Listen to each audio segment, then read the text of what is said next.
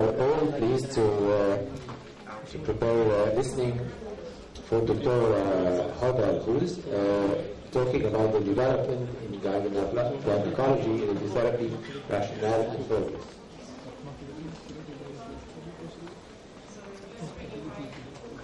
Take your time.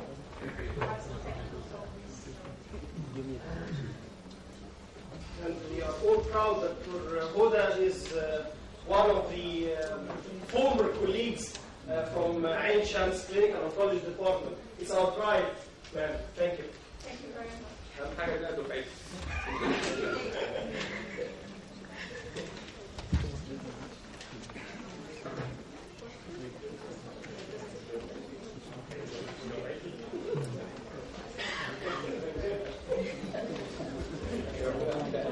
Thank you very much for this lovely introduction, and thank you for inviting me for this workshop. It's really my pleasure to be back home and to be presenting this.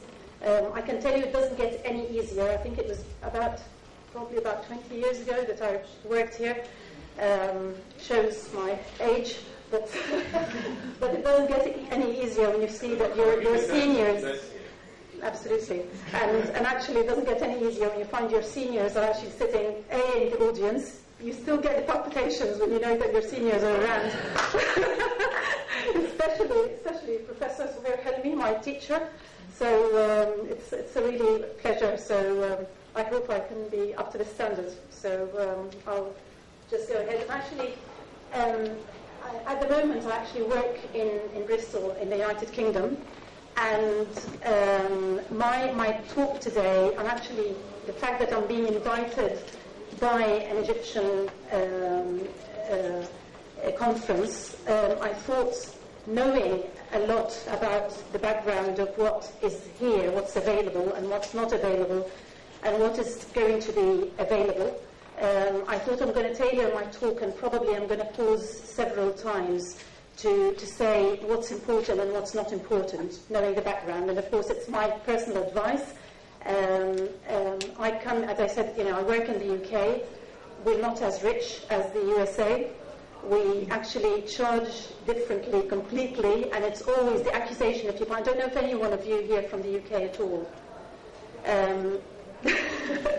So one of the things that we always accuse the US about it is the way they fund or the facilities that they have, and how they fund and what the money available for them. That luxury is not there in the UK, and we have to justify every single penny going out of the hospital's pocket in order to be able to say, yes, we can do it. Is there any evidence of using it or not? I will stop it. I mean, it was very interesting listening to your talks. And probably I'm going to answer some of the questions. I didn't want to interrupt and answer some of the questions for the speakers, but I'm going to say my own comments about a few things. No criticism, but just my own points. So actually, this talk coming after the previous presentations, I think you'll find that there is a lot of repetitions. But it may help, and it may help me to get my points. So one of the things that I'm going to talk about, I've been asked to talk about in general external beam radiotherapy and brachytherapy and what the developments that happened in those. And people like me, I mean, we specialise in the UK, and I do head and neck and gynae oncology. Gynae oncology, when I first started, was actually very, very easy. It's just very straightforward when I first started as training. You just draw on the films, put your external beam radiotherapy, 2D or a box technique, and you're done. And brachytherapy, Manchester technique, in fact you have no facility for CT, you'd always just put the applicators in, point out where your point A's are, and do the treatment. Nowadays, I mean, even to try and justify to the hospital that your workload has increased massively, although the number of patients may be the same, maybe slightly higher, but actually each patient consumes a lot of your work because the development of radiotherapy and brachytherapy has increased. And this is something that you really need to take on board of your workload. Don't just go round and chase the major developments that happen in imaging and in everything else, and just think about what you're going to be managing to do and what your patient is going to be achieving. So with each of them, I'm going to talk about the progress and the rationale of that progress, how it's changed. Has that changed anything in the clinical outcome? Is that important in changes? Is it actually significant? And also about the toxicity, and is that what you're achieving and what you want to do? So first of all, external beam radiotherapy very, very standardly changed from a 2D approach to a 4D approach. Just a reminder, and I'm sure you've all seen these before, the way that we used to treat external beam radiotherapy in gynecology was simply a 2D marking on bony landmarks. Was this wrong? No, it wasn't. In fact, was there any chance that you would miss a tumour? Very likely that you won't. However, there is a risk with a floppy uterus if you actually put your borders in the wrong way. So if you actually put your borders very close or your shield very close, there is a risk that you might actually miss a uterus. But the cervix, unlikely that you're going to miss it, because it's it's actually just behind the bladder and between the bladder and the rectum, so it's very, very unlikely that you're going to miss it. So can anyone say that this technique was wrong? No, it wasn't, and it was safe, and you're definitely not going to miss any disease, and I'm sure this is not what you want to hear. Again, back to physics, why a 2D wasn't actually the one that we would have liked, and we wanted to move away from it. It was basically completely from the dosimetry point of view. So in this scan here, this is a CT scan, which you didn't have the facility for when we used to do conventional radiotherapy, but you would have had your tumour here, and this is in fact when you're marking for IMRT, this is what you would have said that your planning target volume would be. So in fact, if you did treat as an anthem post and APPA, what would happen is that you definitely get that volume in, but you would treat a lot of areas to a high dose unnecessarily. And that was the idea of the rationale of trying to change and do something different. And again, the change, so if we go back to this was a 6 MV, and then the developments of the machine, we managed to get 15 MV, so it means that you can actually treat to more depth, and therefore you've managed to save the patient for a lot of toxicity where the hot spots at the top and the bottom, or the anterior where the intestine is, and the back where the sacrum is, has reduced because you're using 15 MV. So this was, again, another development. Yes, you still used APPA, and yes, you definitely still didn't miss the target volume, but you treated, again, more than what you needed in there. And then the full-field technique came ahead, and then that's what we called traditionally as the box technique. Did that help? Yes, of course, it helped a lot, because it meant that you're in even lower dose to the intestine, despite the fact that you're having more dose coming from the lateral sides, but because it was weighted less and because of the wedges facilities, then you were able to reduce the dose. But still, have you missed target volume? No, you haven't, and you've managed to achieve some dose reduction in terms of this. So in fact, the message of this, a full-field box technique was better than the anterior-posterior fields techniques, and that was satisfactory for a very number of years. This was a 6 MV technique, and then if you actually would have used, I don't think I've had it here, the 15 MV, the distribution would have been, again, better. The developments just carried on with the diagnostic. So I don't know if you've got any radiologists here, but the diagnostic imaging has changed. We managed to have CTs. We had started having CTs in our departments, and therefore there is more and more developments that happened that we could use as clinical oncologists as well. So we managed to have CT-based planning. We managed to see the tumour, if it's moving, if it's not moving, and to say what we want to treat and what we don't want to treat. So really visualizing as a 3D.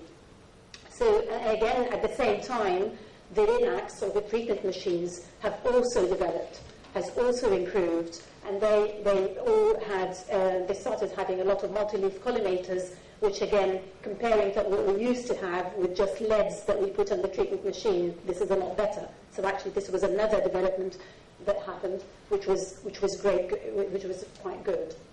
Again, just going back to this, to the full-field box technique, I just wanted to highlight the fact that it was not about technique. This is definitely not about technique, and the whole idea about radiotherapy and developments of radiotherapy, what I want to say is, don't jump into it. There is a lot you can do with what facilities that we have currently. And there are more important points that I will raise later in my talk that we need to get hold of before we actually jump into conclusions. As I said, when you do a full-field box technique, if you do it with a 6 MV, you still had hot areas in areas that you didn't want it, and in order to make that better, if you do it with a 15 MV, you've done it. So in fact, comparing this, if you had had, this is your volume that you wanted to treat, you're definitely treating it. There is no chance that you're missing your target volume.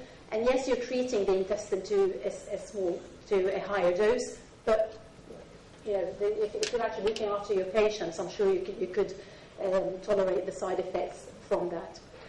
What did IMRT then, the development into IMRT, what did that add? The whole idea is that the multi-leaf collimators, we still were using multi-leaf collimators in our full-field technique, in our box technique, because you managed to shield the areas that you wanted to shield. The IMRT concept was that, in fact, the machines were supplied with even smaller leaves for shielding, and therefore you're able to shield even more precisely and not as a completely square area. So you could actually shield even more. The other improvement was that the facilities in the head of the machine was that you'd have the IMRT leaves, or the leaves, in the treatment head, that they can actually move automatically through your treatment. And that was, again, the development that VMAT or arc therapy developed after that. And we'll talk about that as it comes. So again, here you can see how the shaping, and that's the whole theoretical idea about IMRT, that I can actually shape as a glove around the area that I need to treat.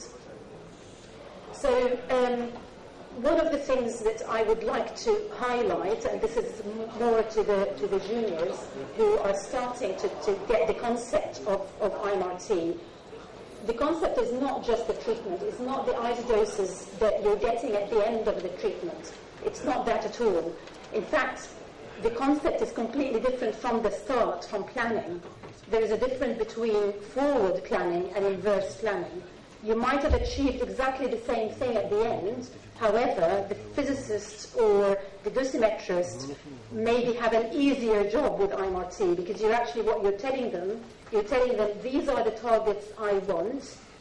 So I don't want you need to put on the computer that I don't want X dose to stuff. I don't need Y dose to that area. I need to cover the volume with that dose. And therefore, you're actually getting this is what you get. And then the inverse planning is this is the aim you actually put in, but then you go back and ask the computer to plan it for you. With forward planning is different. Yes, it was challenging. It was actually more challenging. But if you never did forward planning, you can never get the idea of inverse planning. And this is my worry, even with our trainees in the UK, because they're coming in the system as a trainee at a time where everything is being done with IMRT, everything is being done as conformal. If you don't get the idea of how you actually achieve that with forward planning, you will not pick up an error that the physicist did. So you, as a clinician, you actually need to spot if there are any errors the physicist or the dosimetrist did. And if you don't have the idea of forward planning, then you won't be able to get it. And it's very disheartening to see palliative treatments, for example. They're not done by IMRT. If I'm doing a palliative treatment, I'm not doing it with IMRT. And I have seen so many silly mistakes by junior physicists that joined the department who have never been exposed to a straightforward planning, where you find actually you could have put a wedge here and saved the patient some side effects. The idea of that this is actually a palliative treatment, think you're actually not looking at side effects. Yes, you are. This is a quality of life, and you need to think about it. So it's very, very important. But the forward planning, as I said, what used to be that you actually decide upon the number of fields, you decide what weights you're going to be using in order to avoid areas that you want to do. You calculate it, you evaluate it, you might not like it, and then you have to start from the beginning. And this was the forward planning. So now with IMRT, you actually put the doses that you want to achieve, and this is actually our sheets that we give to our physicists. And I had to, at the time after I actually mark the IMRT volumes, I have to put here what is the dose that I'm going to do. Am I using a simultaneous boost or not, so that the physicists know about that. And these are the things that I want to achieve in terms of the PTV1, and if there is a PTV to the boost, or a planning target volume to a boost, what the rectum and the bladder doses that needs to be achieved, small bowel, and everything that I marked. And more likely that you're going to be marking kidneys if you're treating to the para-aortic areas, femoral heads, you shouldn't actually leave those, spinal cord and spinal canal, especially the areas in the sacrum as well as a neural canal. And then I sign it here, and that this is what I've agreed in terms of the planning. And then the planning happens by two planners. So a plan happens by one physicist, and then the other physicists need to go, or dosimetrists need to revise that plan. But it has to be someone who has not seen the plan, the first planner, going through it. It's very fresh eyes that really pick mistakes. So one of the rules we have in our department, if someone is actually going to be checking a plan, they have to be someone who have not seen this plan being planned. It's a very important must. Otherwise, the mistake will go twice in front of your eyes, and you won't pick it up. And then the clinician signs the second dose, and actually that clinician doesn't have to be the first clinician. Usually it is, but I'm quite happy for my colleague if I'm away, like I am here now. I've got about 3 plans in the system, and I know that my colleague will go ahead and sign it if she agrees with my plans, and then she can go back and adjust something if there is anything wrong with the plans. So going back with IMRT, one of the things that you shouldn't underestimate is the patient's preparation.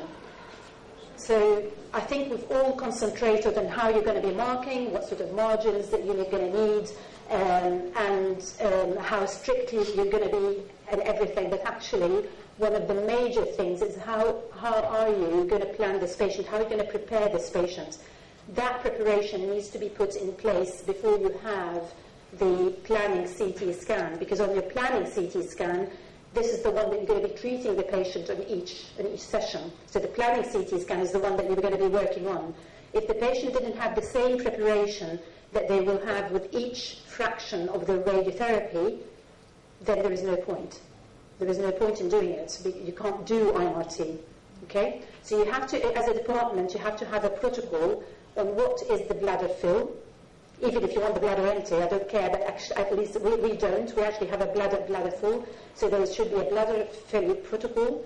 There should be a rectal enema protocol, and a drinking protocol as well, how much they're going to be drinking, and of course the image acquisition as well, and the knee rests and everything that needs to be put in place. It needs to be a protocol written that the radiographers in your planning CTU, a CT simulator or whatever, they need to be aware of that, as well as the treatment machine. Otherwise it will all go haywire.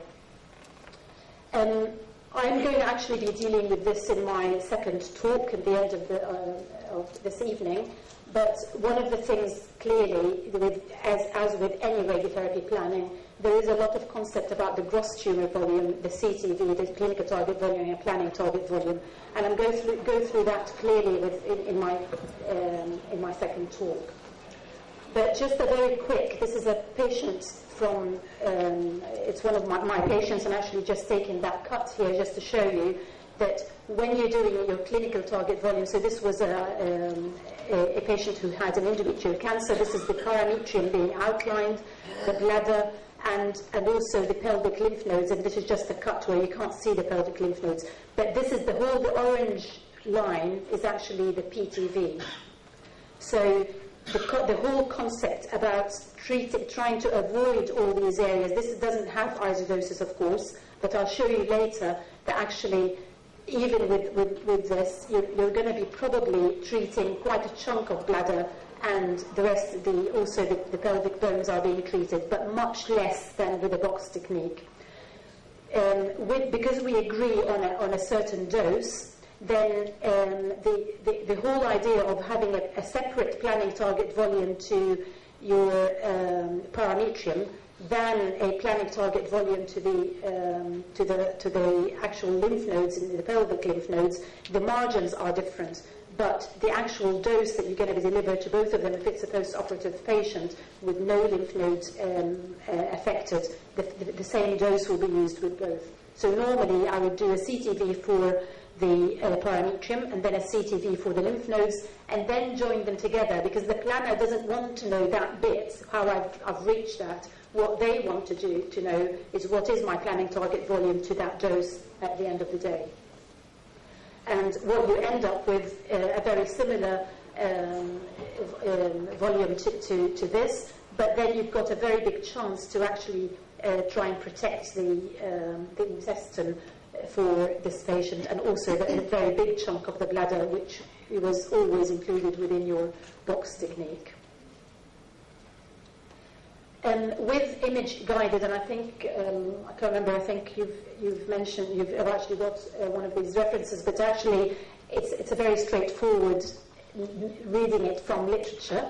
It's nothing like reading from literature. You actually have to try it yourself to be able to appreciate what things are. You actually will find millions of questions as you go through each of these. But this is a very straightforward and very explanatory, explains very well how to actually target, to delineate the target volumes and also the organs at risk. It's a very important, but these two references I think are the key references now for that. And also a very important reference by Alex Taylor about the delineation of the lymph nodes, with the agreements about the margins between the CTV and the PTV, and also how to outline them, how to track the volumes. But all this, I'll go through them with my second talk.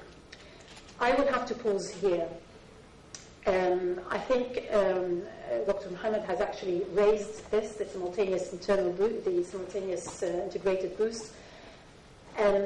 If anything I get out of IMRT, I would say that this is the main advantage of IMRT. So I'm going to pause here and actually talk about what Mohammed has actually talked about, and about what would you do. I mean, one of the things that actually has raised a lot of anxiety for me, knowing that some centres available in Egypt have only, for example, got one machine. So in fact, if the patient who's got a cervix cancer go through the treatment and then a machine breakdown happen, as it happens, the patient will have a very interesting gap in their treatment. So, and then they come back about a week later or 2 weeks later to carry on with their treatment. This is by definition palliative treatment. There is no way that you're actually achieving a radical dose of treatment. One of the things that we all have to go back to is the basic knowledge about radiobiology. If you're treating cervical cancer, especially cervix cancer, I mean, endometrial cancer is an adenocarcinomas usually, but I'm talking about cervix cancer, especially squamous carcinomas, and actually adenocarcinomas as well in cervix cancer. They should all be dealt as a priority with no gap. There should be no gap in their external beam radiotherapy. That's a full stop. So in fact, investing in IMRT, or going even a step ahead and saying proton therapy, what my anxiety of the whole thing is, what are the facilities that we have and what can we achieve with it? So in fact, the priority of having 2 simple LINACs is much more important than having a single IMRT. And I hope other clinicians agree with me on that. Because if you do have a break in your treatment and you don't have a facility to treat that patient in the same, on a similar machine on the following day, as the same day or whatever, when they miss the treatment, then you're actually extending the overall treatment time. And when you extend the overall treatment time, you're reducing the disease control. So the priority, if I am actually the fund holder in your hospital, and you've got one machine, what I would say is you need two. Because you have to have a category A patients that should not have breaks in their treatment. And that is squamous cell carcinomas of the head and neck, of the esophagus, of the anal canal, and of the cervix. They should not have, sorry. It's an excellent point to have a comment. All our patients for head and neck and cervical cancer, They do not stop. Our treatment plan is the 3 machines that Yes, we have. absolutely. So we have planned for machine A, B, and C, just in case, as Dr. Booz said, if a machine is down, automatically I will have to get intervention. The patient moves to a different machine. We'll see interruption. Yeah, absolutely. Interruption is a killer. I mean, the interruption, the point of interruption means that you actually have an increase in the radiobiological interruption, which is actually, this is number 1 in your radiology. This is number 1 in your qualifications as a clinical oncologist that you need to know. One of the other things that I want to raise as well, for example, we've got 6 clinics, and one of the things that's causing real anxiety is that we're actually I don't know if you've got anyone from Varian or Electa here, but we're one of the centres that we actually do not stick to one company. So we have actually Varian and Electa, and one of the anxieties that we all have now is that we've got one machine Varian and the rest are Electa, which is awful. I mean, obviously my brachytherapy is a Varian machine, but the rest, so you've got, the awful thing is that you cannot treat a category A patient, which is the squamous cell carcinomas of the head and neck, the cervix, the anal canal, and the esophagus. You cannot plan. I do not get any of my patients planned on that machine, because simply, if this machine breaks down, I have to get another machine to treat it, and I can't treat it on the other machine unless you actually so you can't get an alternative plan. Or you plan another one. So I'd say it's a must that we actually plan this, start the patient, but get 2 or 3 plans on the other machines as well, to make sure that if there is a breakdown of the machine, you can treat the patient. One of the other things I did before is when we had several problems with changes in the machines, I've actually got another centre to actually have a backup plan for my patient, because I will not allow it that they actually have a break. To be honest, legally, I could be sued for this if I actually know that this patient doesn't have a backup plan. Okay? So again, going back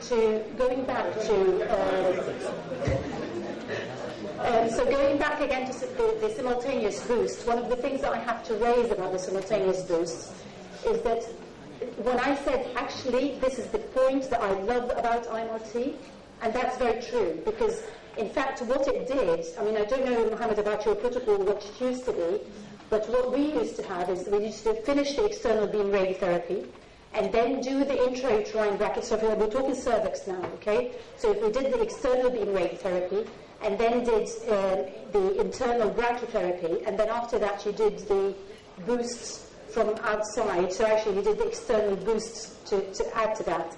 So in fact, if you think about it, you end up with your treatment of about 6.5 or 7 weeks as an overall treatment time. So what this allowed us to do is to do the boost for the lymph nodes within the external beam radiotherapy.